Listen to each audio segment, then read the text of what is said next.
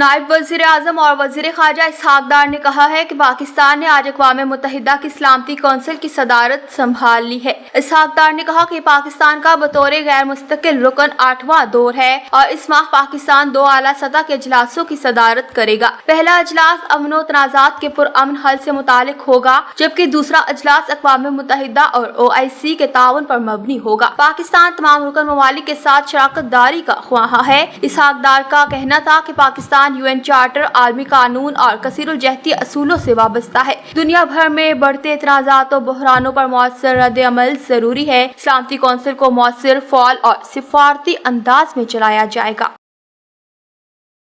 पाकिस्तान ने कहा कि सलामती कौंसिल गजा में इसराइली मुजालिम रोकने के लिए फौरी इक़दाम करे। अक़वाम मुत्तहिदा में पाकिस्तान के मुस्तकिल मंदूब आसिम इफ्तिखार ने मुतालिबा किया कि गजा में इंसानी इमदाद पर पाबंदियां खत्म की जाए, महफूज रसाई दी जाए। गजा के शहरी एक छोटे से इलाके में महसूर और बार बार नकल मकानी पर मजबूर हैं। आसिम इफ्तिखार का कहना था कि फ़लस्तीन में हर गुजरते दिन के साथ ग़िज़ाई किल्लत में इजाफा हो रहा है। फ़लस्तीनी रियासत के क़याम के लिए आला सतह बैनुल अक़वामी अमन कॉन्फ्रेंस जल्द अज जल्द बुलाई जाए। अक़वाम मुत्तहिदा में पाकिस्तान के मुस्तकिल मंदूब का मज़ीद कहना था कि मुनसिफाना पायदार हल के लिए सलामती कौंसिल को फौरी और दो टोक इक़दाम करना होगा।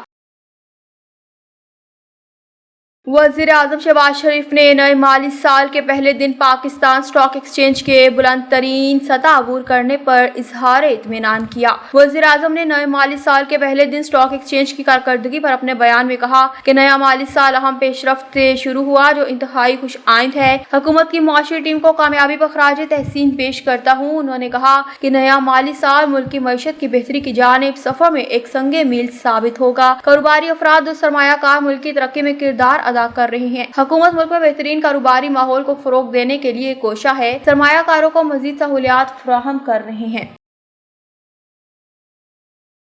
अपोजिशन लीडर उमर अयूब के खिलाफ नाअहली रेफरेंस पर पेशावर हाई कोर्ट का हुक्म इम्तना इलेक्शन कमीशन में पेश कर दिया गया। इलेक्शन कमीशन में उमर अयूब के खिलाफ नाअहली रेफरेंस केस की समाअत के दौरान अपोजिशन लीडर के वकील ने स्पीकर के रेफरेंस पर पेशावर हाई कोर्ट का हुक्म इम्तना पेश कर दिया।